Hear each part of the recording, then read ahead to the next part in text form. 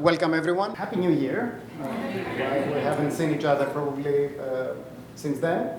And thank you for joining us for today's installment of the Yefira Speaker Series, which is basically the product of a collaboration between the SNF Center for Hellenic Studies at Simon Fraser University and the SNF Center for the Study of Hellenic Culture at UCLA. My name is Dimitris Krallis, and I'm the director of the Vancouver Center of Hellenic Studies.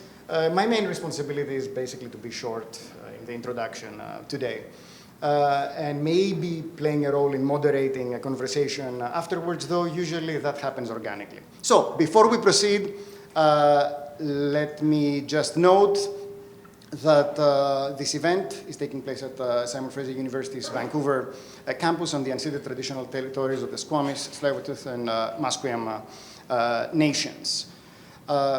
So our speaker today joins us from Athens by way of Los Angeles, where he had an adventure with the current unfortunate situation in that town, having visited the SNF Center there. Dr. George Manginis is the academic director of the Benaki Museum. For those who do not know the Benaki, first of all, if you go to Athens, you gotta visit. It is simply one of the most important cultural institutions in Greece. That constantly reinvents itself and finds ways to engage both with global culture and with Greek culture in the broadest possible definition of that word. So I think that this is very important for everyone to know. You can't miss it when you're in Athens.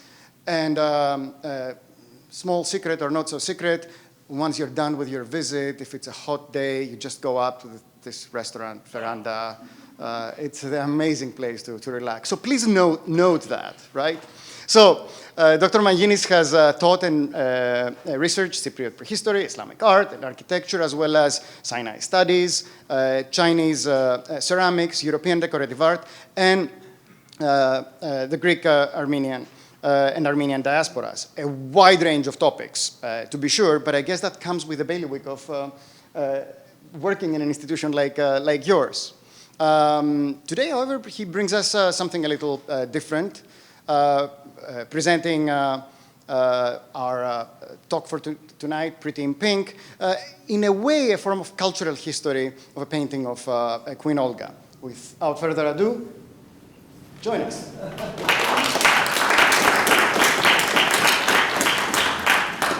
The lights down, please, so that we get the light.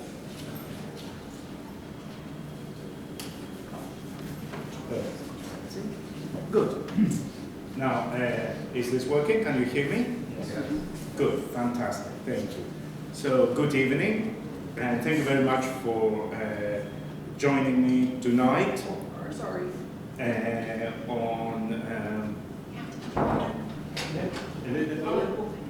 The video won't pick it up. Oh, okay. Are you happy with the color of the screen? Is it bright enough? Good. And I would like to also thank wholeheartedly Yefira, the international partnership between Simon Fraser University and the UCLA and Stavros Niarchos Foundation Center for the Study of Hellenic Culture, for the kind invitation to Los Angeles and Vancouver. The first stretch of the trip was difficult, to say the least, in Los Angeles, but we managed to deliver the lecture online, sitting at the UCLA campus. It was a remarkable experience. Vancouver, on the other hand, was beautifully relaxed, and actually today I have one of the most beautiful days in my life. The weather and walking around was fantastic. So, onwards and upwards to the portrait that we're going to talk about today. And to begin with, I have to admit that at most times, working in the museum is not as relaxed, as creative as people tend to think. At most times, we are frantically answering emails and phone calls, filling in funding applications, or shepherding groups of people of all ages and levels of interest around galleries and exhibitions. However, from time to time, a moment of revelation comes. An object that has somehow managed to stay out of focus for a long time takes on a new, intriguing guise, inspires questions, and leads to meaningful connections. Eventually, the object reasserts itself by shedding new light on the past and ideally the present too. So these moments of revelation come usually by chance, and it only takes a minute of quiet to embark on the voyage of discovery.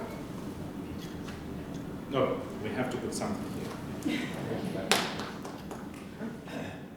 So tonight, that's a bit loud, I shall share with you my voyage of discovery that relates to this radiant portrait of the second queen of Greece, Queen Olga.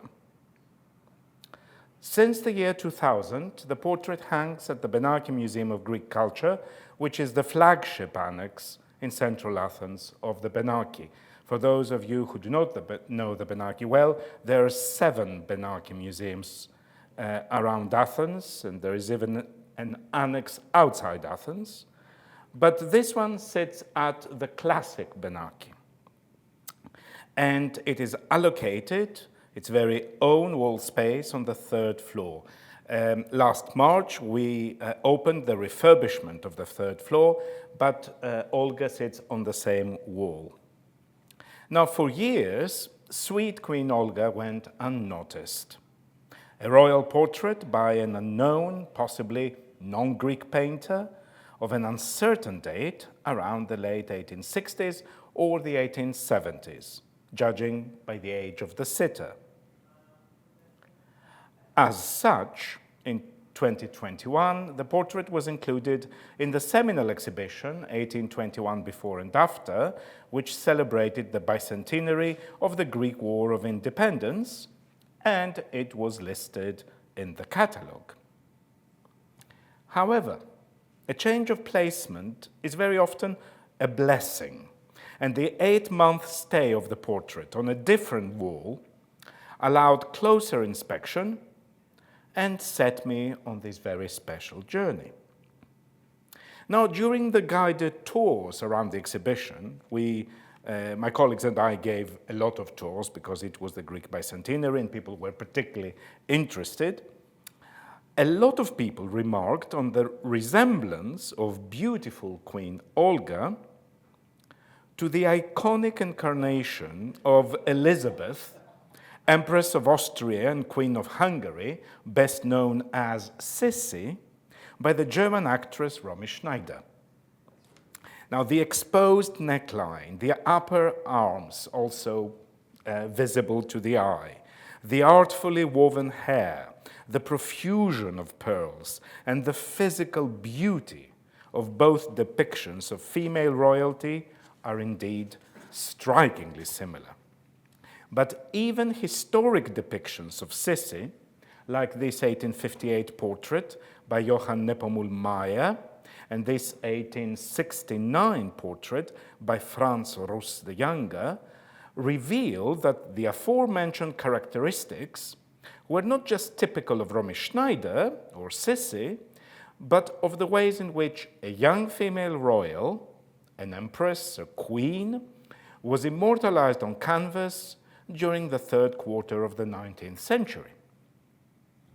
So she would have an elaborate hairdo that took a long time to make, extravagant jewelry, plunging neckline, frothy lace all around it, and the odd bouquet of flowers, or fan, and all that was the formula that signified royal grace, pose, demeanor, and above all, grandeur. For example, you'll notice that both of them wear 3 strands of pearls. The pearls that Olga is wearing were a gift by the Tsarina, by the Empress of Russia, who was her aunt, And originally there were 4 strands, but the Tsarina decided that some of the pearls were not good enough, so she removed them and she shortened the whole thing, so she ended up with 3. But 3 is a classic number of strands of pearls in a royal portrait. Now, who was Olga, the sitter of the Benaki Museum portrait? Born Grand Duchess Olga Konstantinovna of Russia on 22nd August 1851 in St. Petersburg, she was the daughter of Grand Duke Konstantin Nikolaevich, who was the brother of Tsar Alexander II, so she was directly connected to the Tsar.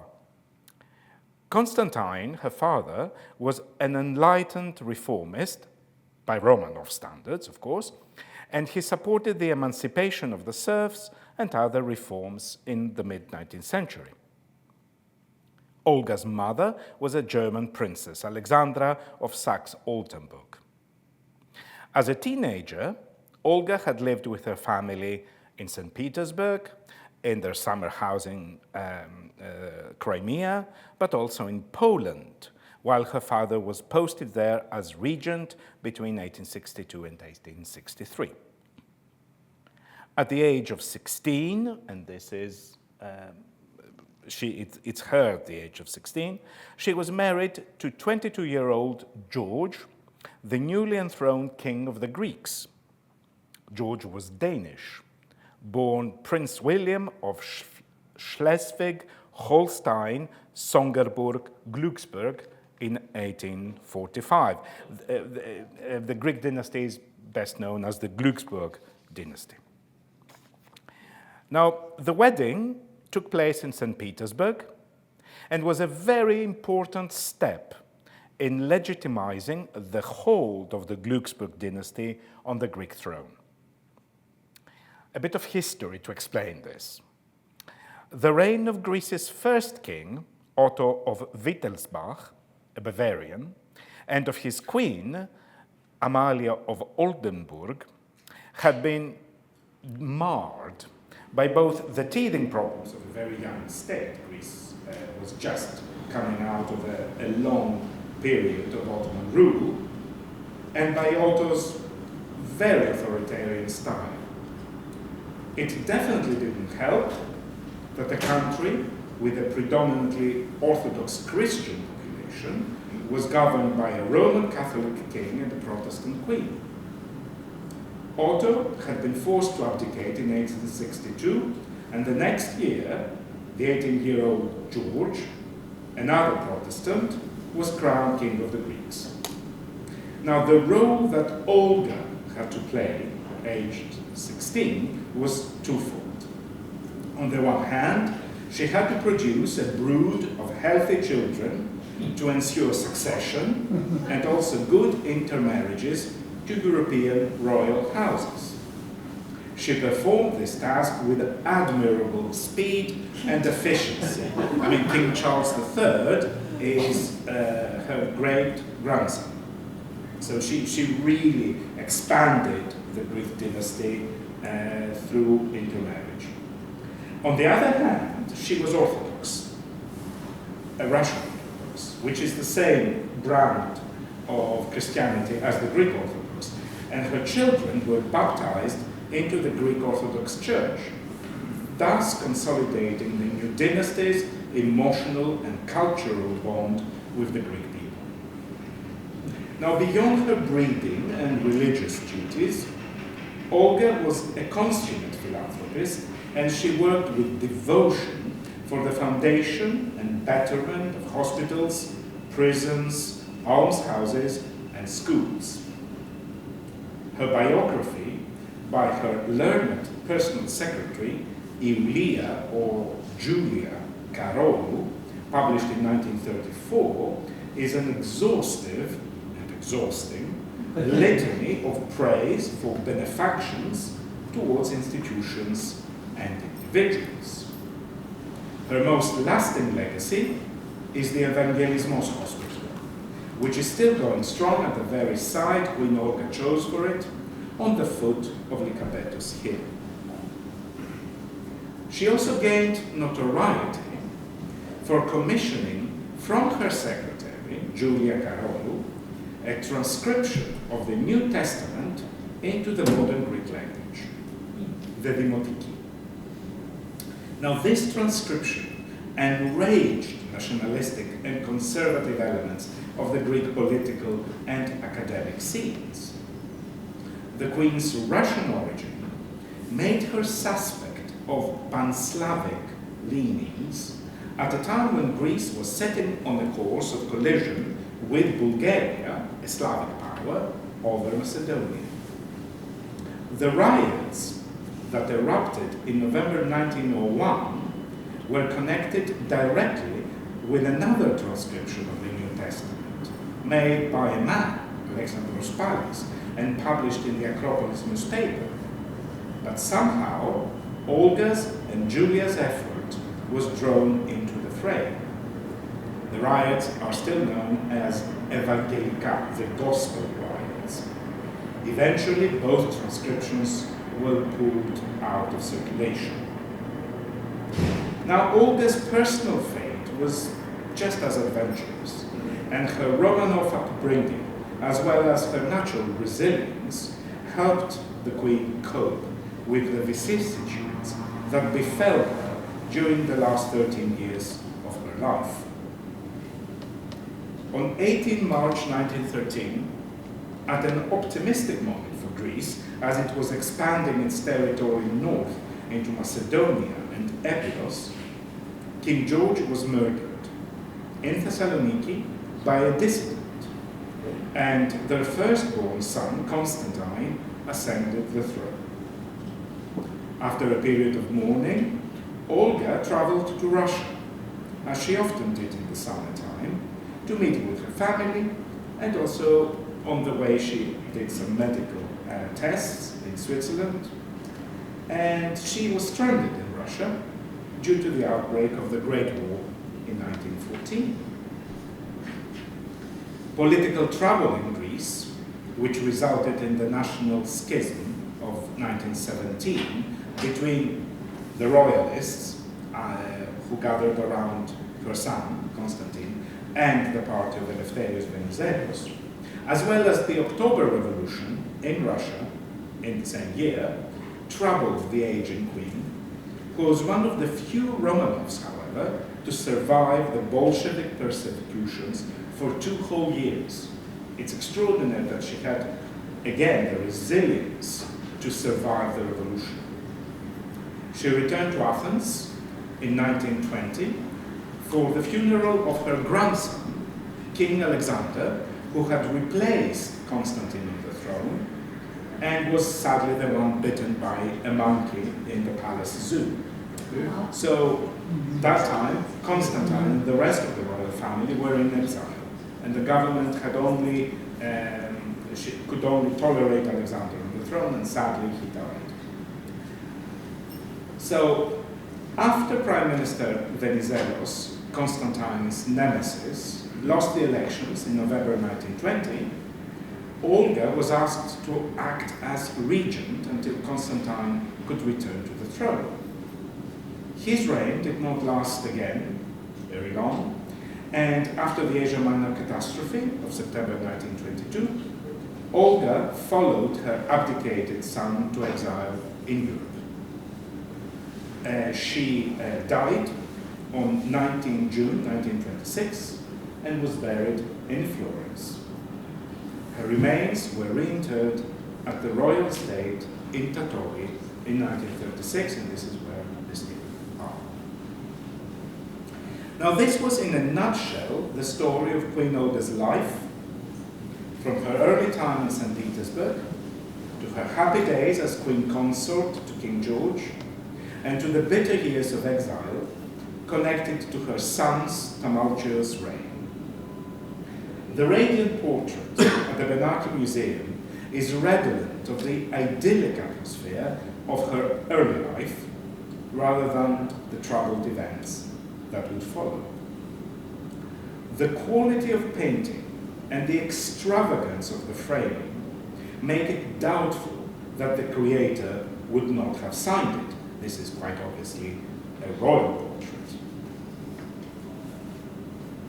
Now, the back of the painting yielded no clues as to authorship, and the corners of the canvas that were hidden behind the oval slip only revealed a sketchy study of a piece of jewelry which looks like a tiara or a necklace. Hardly surprising, it's a royal portrait. However, the most important evidence lay in front of our eyes all the time. There is a signature, there is a place name, and there is a date. Although the surname was hard to decipher, the Christian name in the signature is easy to read: Elizabeth. Since there's not that many female artists in the period, a search through the dictionaries helped settle on the surname Yelka. The place was Athens, and the year 1870, when Olga was 19 and George 25, and he had been on the throne for 7 years. Elizabeth Jelkau was born Anna Maria Elizabeth Lisinska Baumann in 1819 in Warsaw to German parents, Philip Adolf Baumann, a mapmaker, and Johanne Friederike Reyer. Her artistic upbringing helped her gain access to Kunstakademie Düsseldorf in 1838, at a time when very few women were accepted as professional painters. And Elizabeth was very much a professional artist. In 1845, she moved to Rome, the Mecca of artists at the time, where she met this man, Danish sculptor Emil Jens Adolf Jelka. They married in 1846 when she was 27 and he was 30 years old, and together had 9 children. For the purpose of raising the children, Elizabeth spent most of her time in Copenhagen, while the husband pursued his career in Rome. He was quite a famous sculptor, actually. He was the 3rd great neoclassical Danish sculptor. However, Elizabeth was far from the compliant homemaker. 9 children she had, but the art she pursued. She was prolific in her output, sensitive to the tastes and demands of the art market, and skillful in building relationships with intellectual, moneyed, and most importantly, crowned clients. She traveled to the Ottoman Empire and to Egypt twice, in 1869 and to 1870, and again in 1874 to 75. Now, interestingly, the fact that she was a woman, which had proved challenging in her early steps as an artist in Europe, was advantageous in the Islamic world, as she could socialize and portray women of all classes. And while simple women, street sellers like this one, it's a pity, we really should turn the light down a little bit, please, because it's a pity. This is a beautiful portrait, you cannot see it. Yeah, fine. So leave it there, it doesn't matter if you can't see me well, I'm not important. And while street sellers like her were popular models for male artists, either in reality or imagination, access to actual upper class women was much, much harder for men. One such upper class woman was the educated and sophisticated princess Nazli Zeynab Hanım.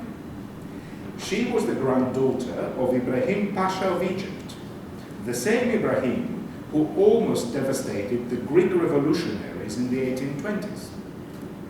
And here, the princess is immortalized by Elizabeth Jelkau in a most astonishing portrait, redolent of a sensuality that, if it came from the hands of a male painter, painter would have caused quite a consternation.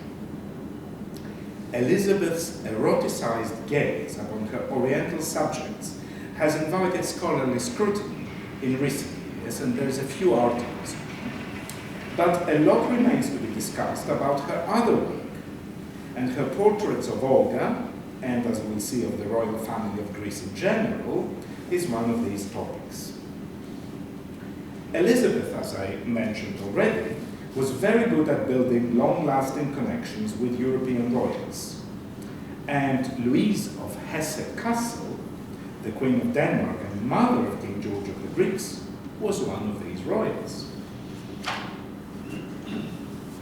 The painter was especially close to George's eldest sister, Louise's daughter, Princess Alexandra, who in 1863 achieved the ultimate catch. She married Edward, the Prince of Wales, the son of Queen Victoria and future ruler of the British Empire.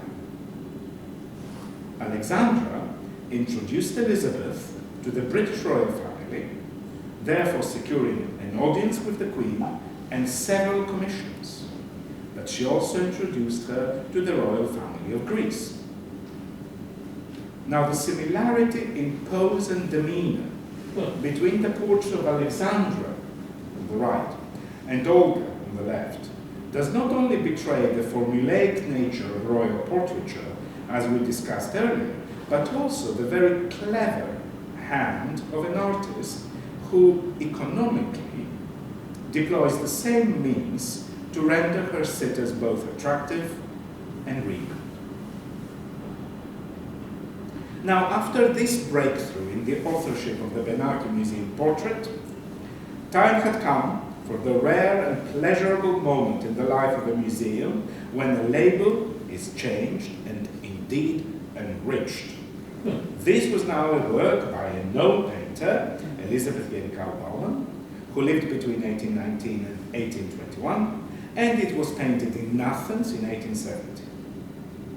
But the label is never the end of the journey, and beautiful Olga had more surprises in store. Elizabeth Yerikaw wrote an account in Danish of her Oriental travels, which was published in Copenhagen in 1881, the year she died. In this account, she describes how she had met George actually in Copenhagen before he left for Athens in 1863, and how close she was to the king and his queen from the day she set foot in Greece on her way to Cairo in winter 1869. She was actually given a studio within the royal palace, which is today the parliament in Athens, overlooking the Acropolis and in close proximity to the nursery where the children of the royal couple were being brought up. On page 32 of her memoir, she mentions the Benaki portrait. Quote, "I had to content myself with painting this lovely high-born lady like other people, but in roses, silk, and flowers. The Acropolis in the background is the only sign of where this beautiful lady has her home." Now, the flowers in Olga's hand are roses. They're pink and yellow. And we learn from her biography by Julia Carolo that she was particularly fond of the latter color of yellow roses. The memoir also mentions more paintings that Elizabeth executed while staying in Athens. They include another portrait of Olga, quote, "in the Greek national costume. This image was acquired by our most gracious Queen Louise," unquote. And its present whereabouts are unknown. I haven't found any reference to this portrait. Also, she executed a portrait of the 2-year-old Crown Prince Constantine, looking positively angelic here, very much unlike the Constantine we know from later life, and another of the 1-year-old Prince George, to whom she keeps referring as Nicholas. Now, she keeps on calling him Nicholas, but Prince Nicholas was born much later. So it's probably Prince George, the one who would become the governor of Crete and would marry Marie Bonaparte. Finally, she mentions a portrait of the king, a reference which is ignored in all bibliography on Elizabeth's Athenian oeuvre. Now, how is it possible that a portrait of King George by the favorite painter of his own mother and his own sister has vanished? Elizabeth mentions specifically that, quote, the portrait has in its time been exhibited here in Charlottenburg, here is in Copenhagen it is, together with Her Majesty's Queen Olga's and the adorable king's children. Now, at this point in the story, I have to introduce two factors of entropy.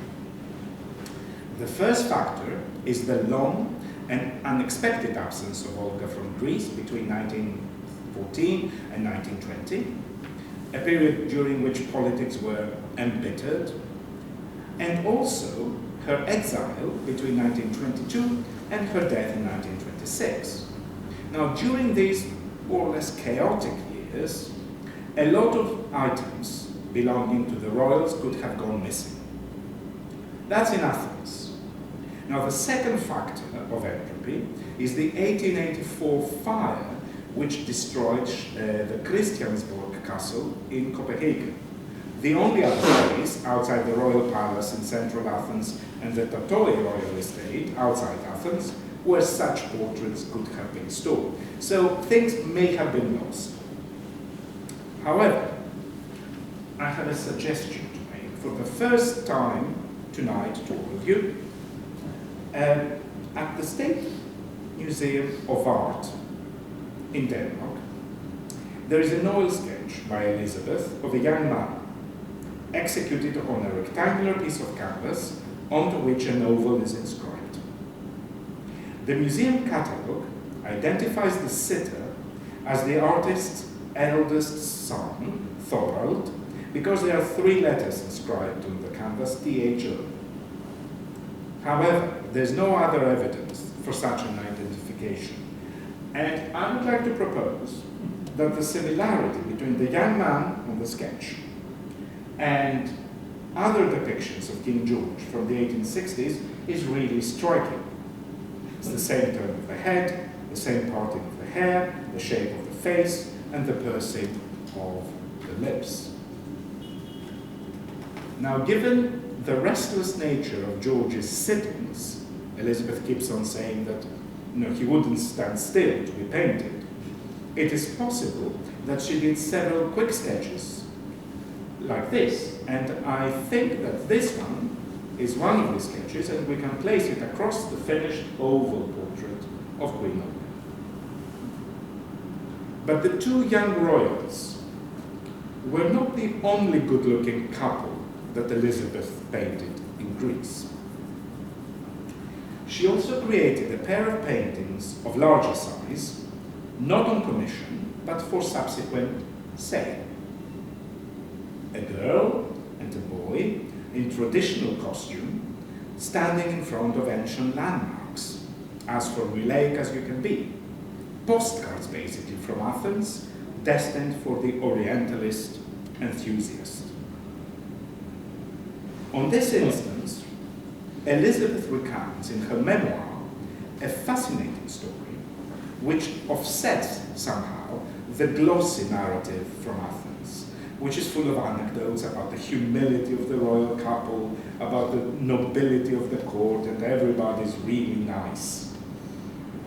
Apparently, Georgios, the Greek shepherd, the male model, whom she described adoringly as my proud, beautiful model, was one of the bandits who a few months later abducted a group of Italian and British aristocratic travelers.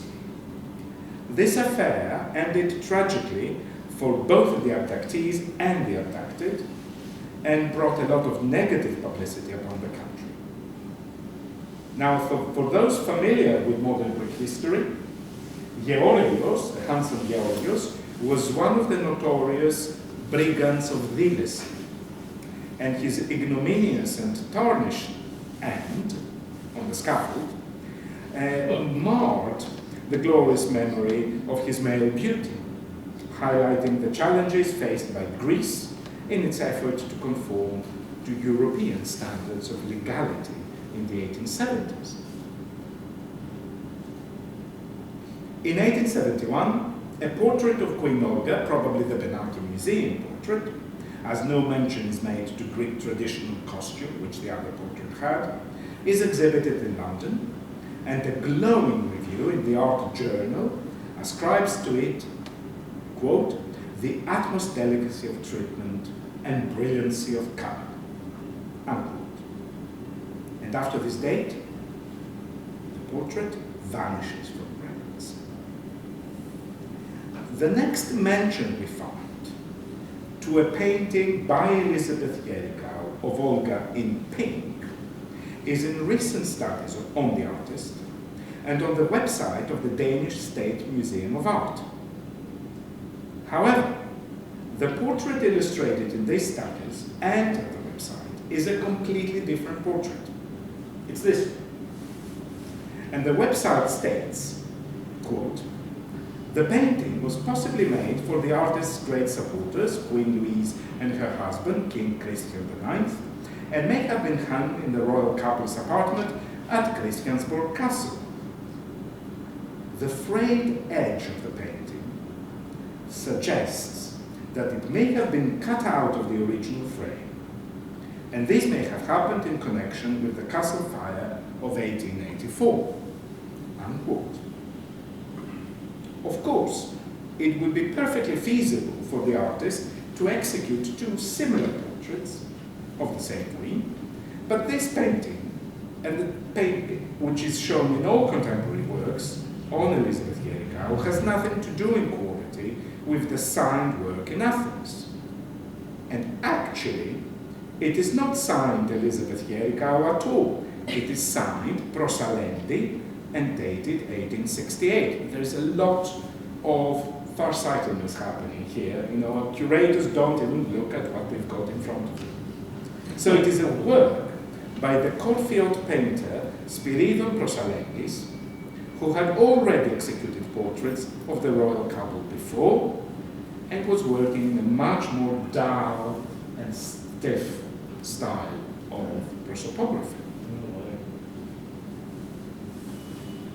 Now, Elizabeth, and that's very interesting, reminisces in her memoir that the king was playing around with a portrait of Volga that he did not like by a painter who remains unmentioned in the memoir. And the king eventually slipped it, rolled up, into Elizabeth's luggage as she was leaving Athens. Could this be the vandalized portrait that traveled back to Copenhagen with Elizabeth, and it was cut out of the frame not because of the fire, but because the king wanted to play a practical joke to the painter? We don't know.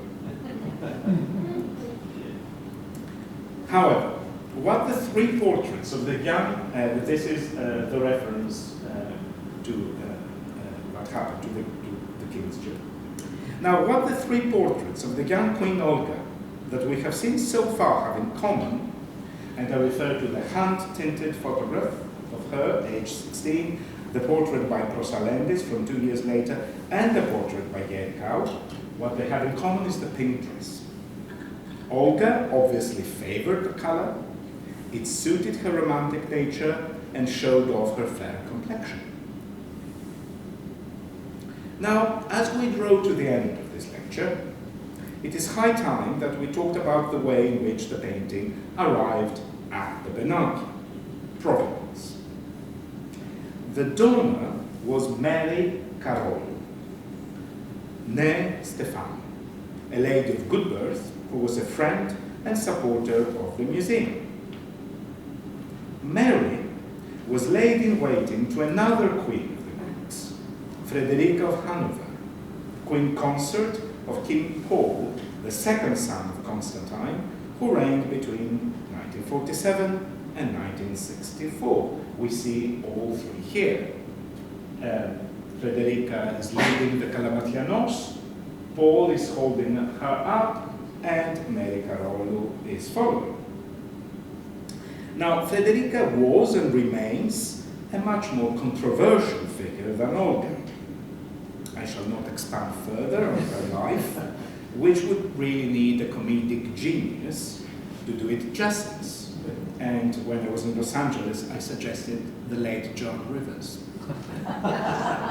Sadly, the genuinely interesting figure for our study, Mary Karolou, Frederica's lady-in-waiting, has very little written about her.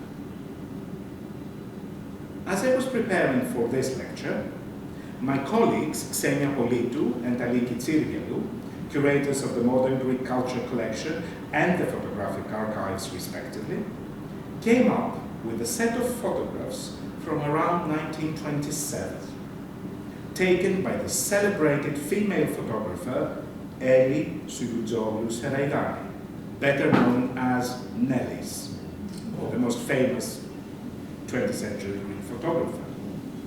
In these photographs, probably engaging photographs, a very coy Mary Karolou is courted by a deliciously old-fashioned, humorous, handsome young man who would become her husband, Christophoros Karolou.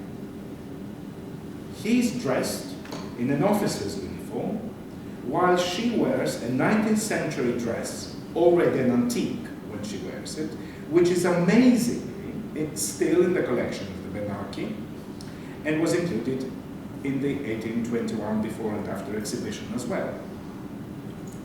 And in another solitary portrait, Mary coquettishly toys with her fan, bringing to mind the portraits of Queen Alexandra and, of course, Queen Olga by Yerika. Now, it is Mary who provides the provenance link between Queen Olga and her portrait at the Benaki Museum.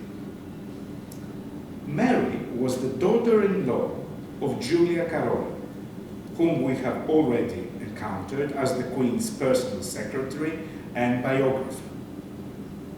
Julia was born into a distinguished Athenian family, the Somakis family, and graduated from the Arsakion School in 1889, the best school for girls. She worked in the 1890s as a teacher before being hired by Olga as a tutor for Prince Christopher and other younger royal children in 1895. In 1900, after her marriage to Nikolaos Karolou, she became the personal secretary to the Queen and remained in this post through thick and thin until Olga's death 26 years later. It is remarkable that I have not been able to find much information on either Mary or Julia Karolou, although both of them were high-born women with very public lives. Julia, the teacher, the secretary, the biographer, the one who translated the Gospels, was remarkable for her erudition, and if anything, she deserves a biography herself. It was through Julia Karolou that the portrait of Queen Olga in pink passed down to her son's wife, Mary, and eventually to the museum. How did this happen?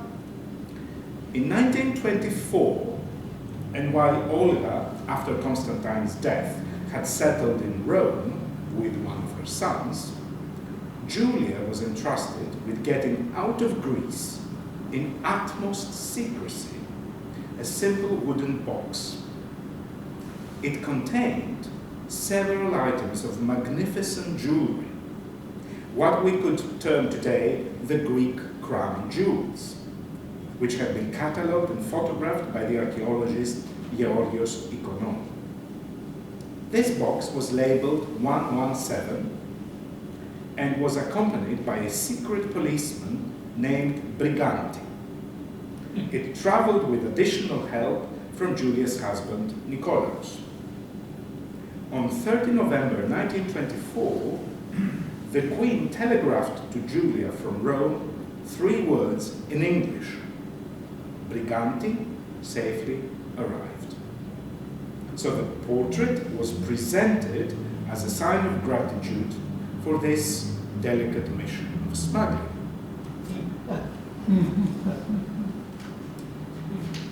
It was also a token of the very close bond between Olga, Julia, and all the members of the royal family that she had educated through her years of service. A bond exemplified by the close personal items of Olga's, which Julia kept and Mary bequeathed to the Benaki. We have one of the best collections of Olga memorabilia, but sadly none of the crown jewels. Here we are, at the end of this talk, about an overlooked work of art hanging on a museum wall. A portrait of a queen that everybody likened to a beautiful actress that brought to life an eccentric empress. A portrait painted by a pioneering female artist who developed a network of royal connections, including a Queen of Denmark and 2 queens of the United Kingdom. But she was also fascinated by women in situations very different to hers.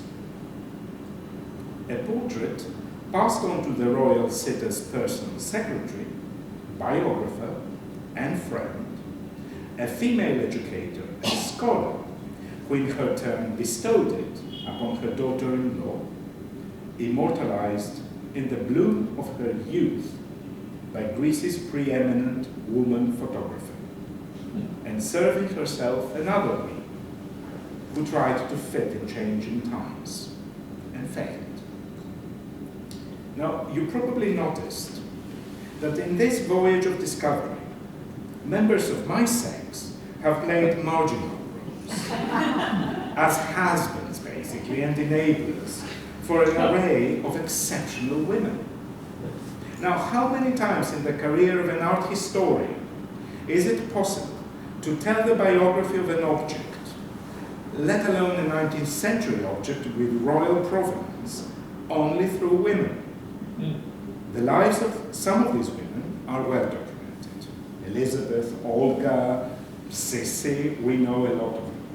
Whereas others are little known so far. The 2 Karolu ladies. Now the joy and responsibility to bring their stories into focus falls upon a new generation of scholars. But for now, I invite you to join me in bidding farewell to Olga, the prettiest queen in pink, and I thank you for your kind attention. Okay, so thank you so much for this wonderful.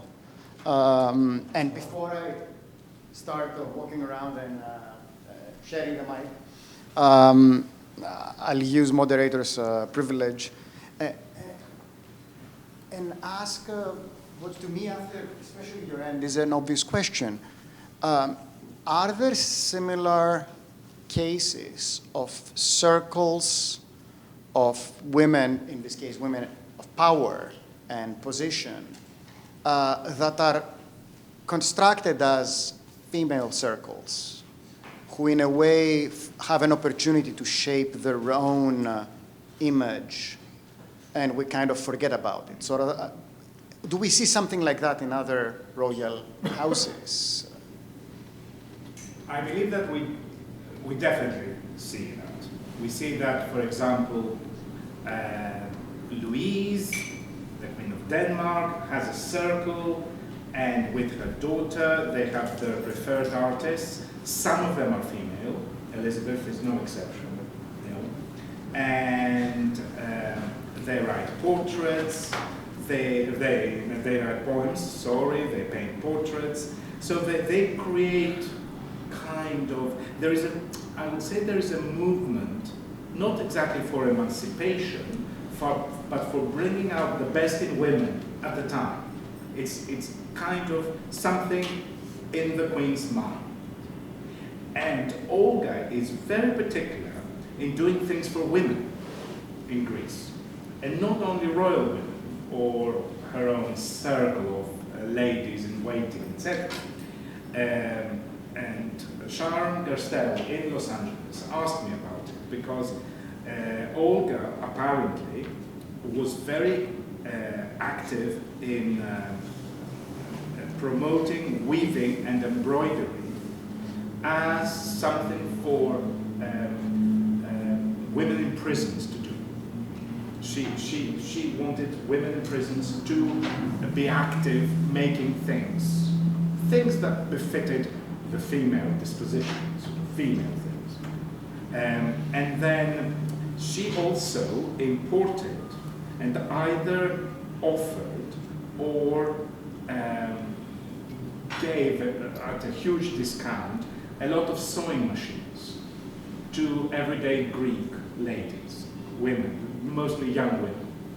And so many that sewing machines in Greece, the earliest ones, were not known as Singer or what the makers were. They were known as Olgas.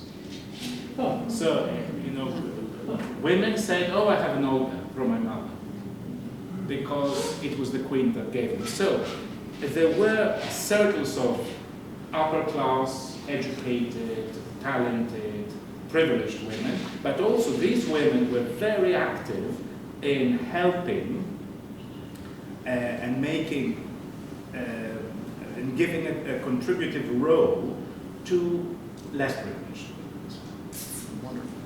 Wonderful. Questions from the audience? We have a microphone, I don't need to walk around, but yes. This is quite a detective story, I think. How much of this information did you personally research and find, and how much of it is, you know, by your colleagues or other people? Well, I definitely had to read the signatures, Okay. which wasn't that difficult, to be honest. But tells you a lot about what I say, that we don't look at the things. We just don't look at them. It's as simple as that.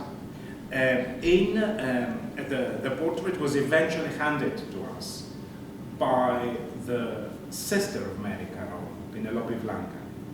And she gave us the will of Carolo, and Mary Carol said, oh, the portrait, she told the story about the jewelry, and she wrote, the portrait is by an Elizabeth. But she couldn't read, of course, the surname, which I give it to you. It's not easy to read unless you know the name. However, in modern times, we have not just dictionaries, we have Google, and you go Elizabeth, painter, 19th century. There's only one. So anyway, I did that. And then I tried to examine forensically the portrait. That didn't give me much. But there were moments of revelation, and that my two greatest finds actually came from the website of the Danish Museum that produced the proselytic portrait, which is definitely not right. You know, it is by a Greek painter, not by Yerikau, and of course the other sketch, which I think is George. So all this is mine. But as I said, you know, the wonderful photographs of Nellis, these are by my colleagues at the Benaki. And the Benaki is one of these places. You know, I could tell the story basically just by material, using material from the museum. I mean, the wealth of material is extraordinary. And then to find the dress as well, that was out of this world. To identify the dress. The Xenia Politou did the identification. But it is a detective story, and that's what I love in these things. It takes time. And now the next stage, it's like following, you know, a film. The next stage is to go to Copenhagen, because I believe that there may be more of these portraits. Definitely Prince George, which I haven't found illustrated anywhere, and probably also Olga in Greek national dress. Wow. And that will be great to find.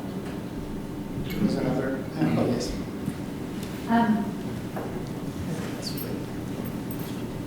I had the pleasure of being actually in Athens at the beginning of last November, and there was an exhibition, the Benaki Prayers 138, of the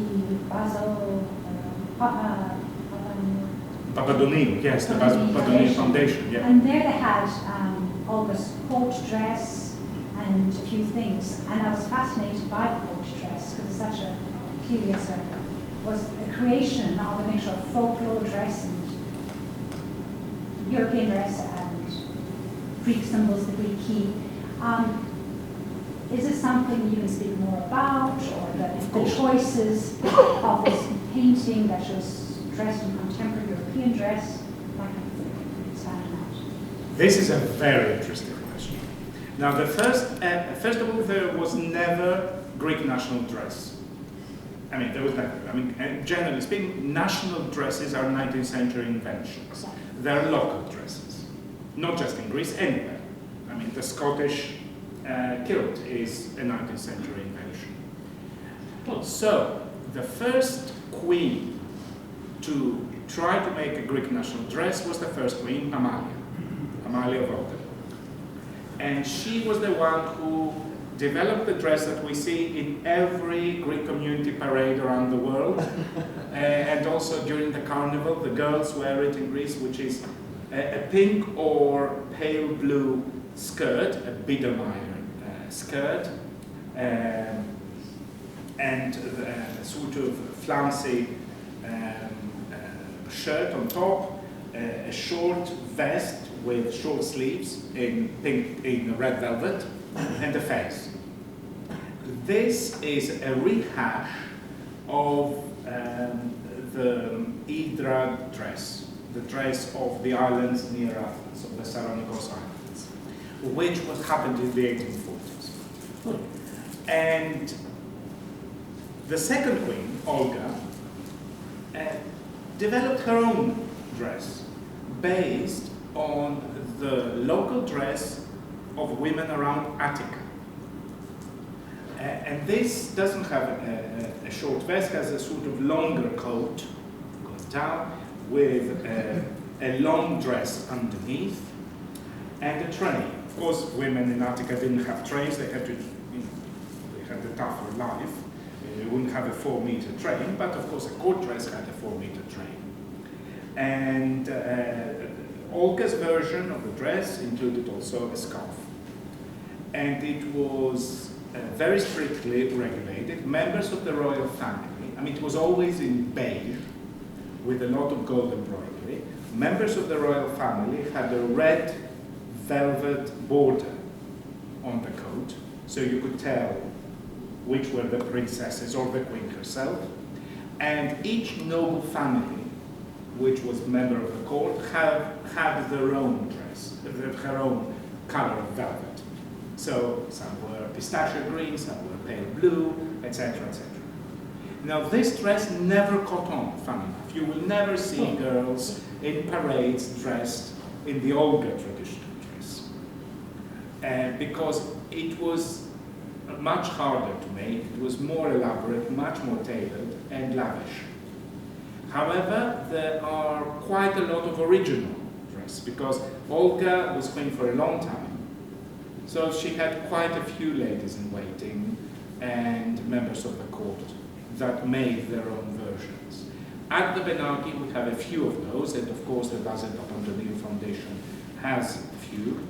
We are very lucky to have the court dress of Marie Bonaparte, the wife of Prince George, who was the first trained and practicing female therapist.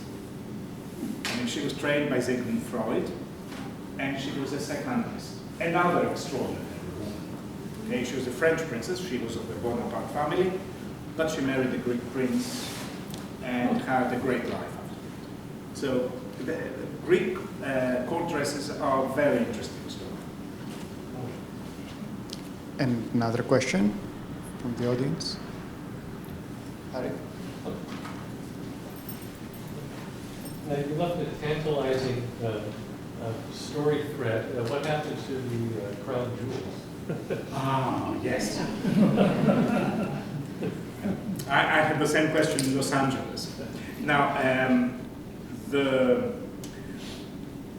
first of all, if you Google Greek crown jewels, you will get a Tatler web article, which shows quite a few of those being worn by various royals, mostly wives of Greek royals.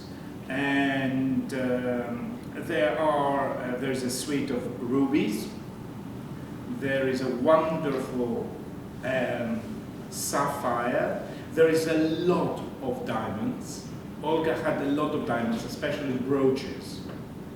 The biography is teeming with references to this brooch and the other brooch, etc.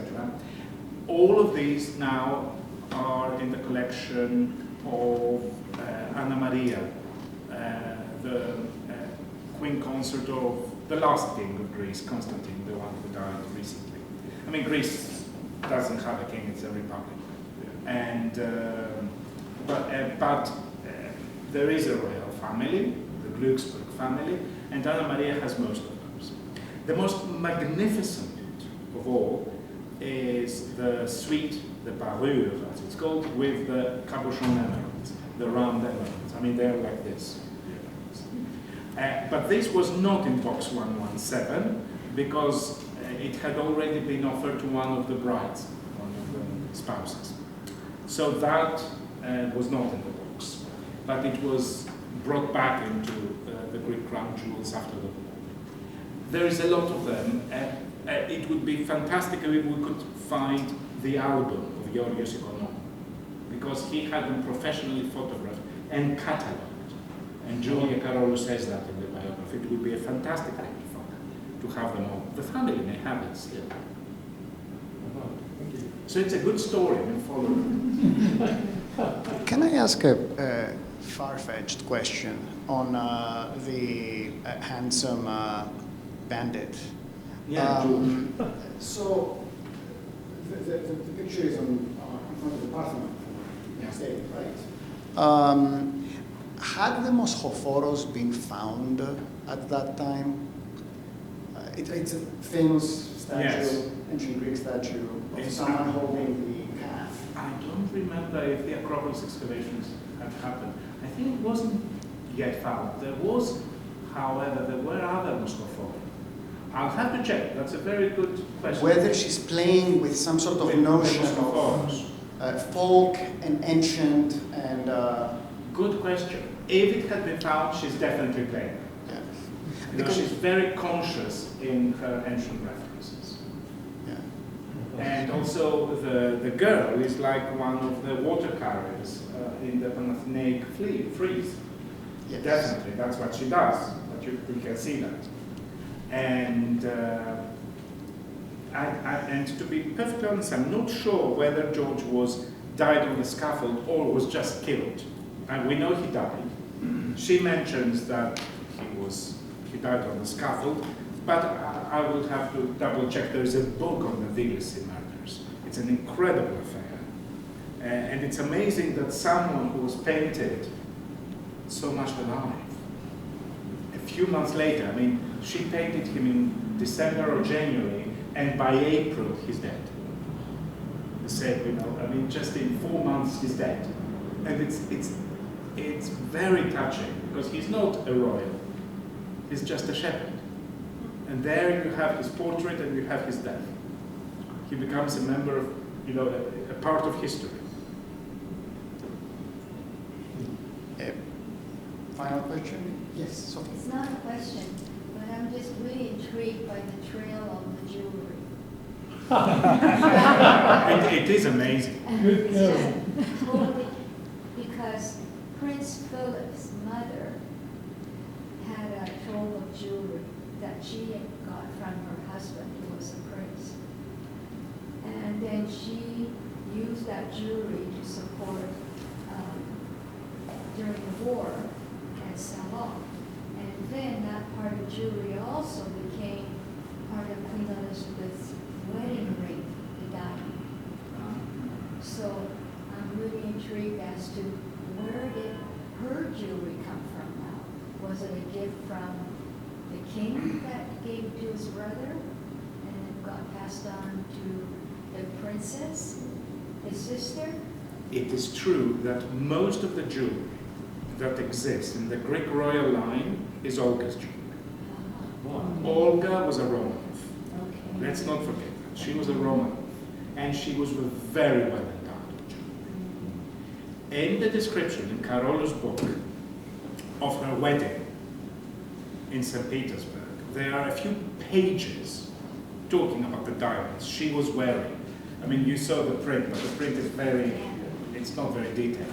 But she must have been literally bedecked with diamonds on the way, dripping with diamonds. So these diamonds were then passed on to the different brides, etc.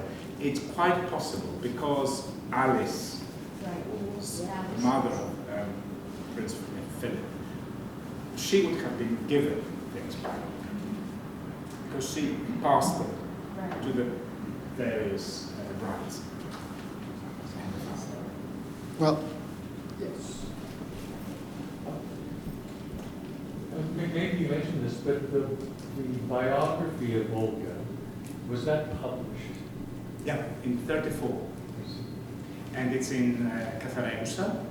And there is a more simplified language reprint, which is now, maybe you can buy it in bookshops.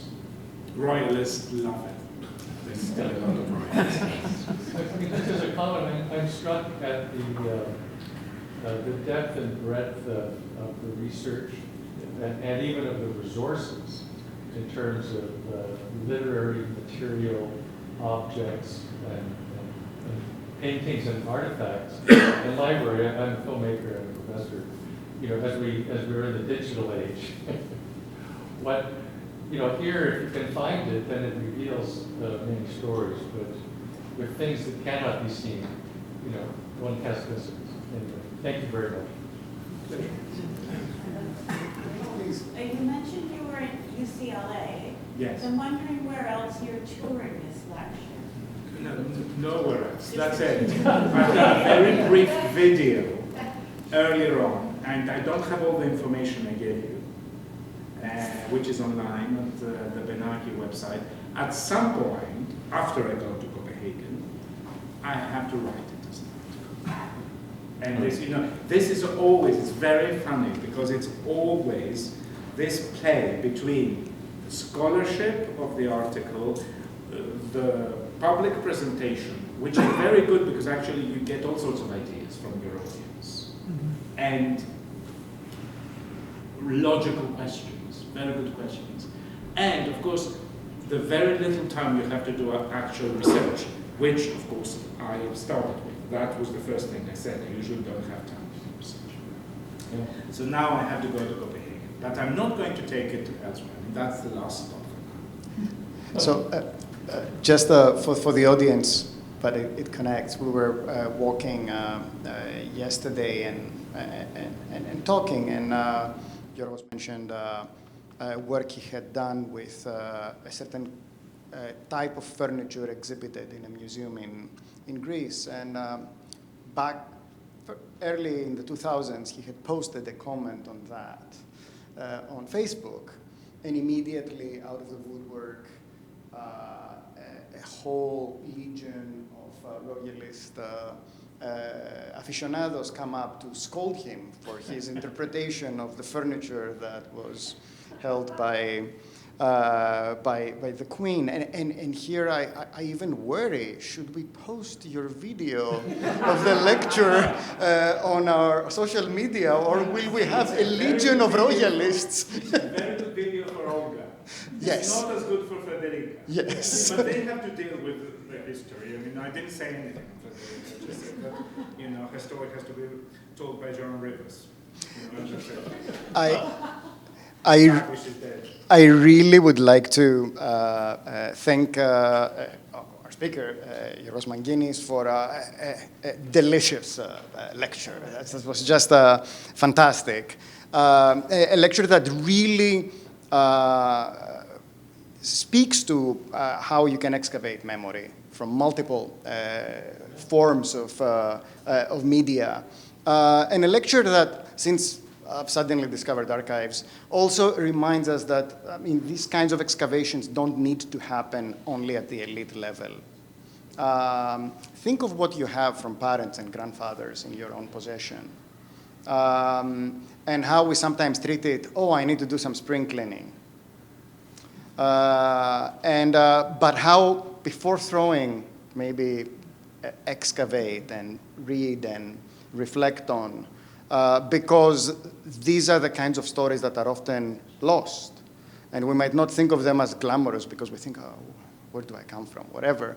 But they are significant and they're rich. This was wonderful. And I want to thank you for joining us for this fantastic event. Please hang around to chat, hobnob, and keep following our media and keep coming to our events. It's lovely to see new faces. It's always great to see again old friends. Thank you again.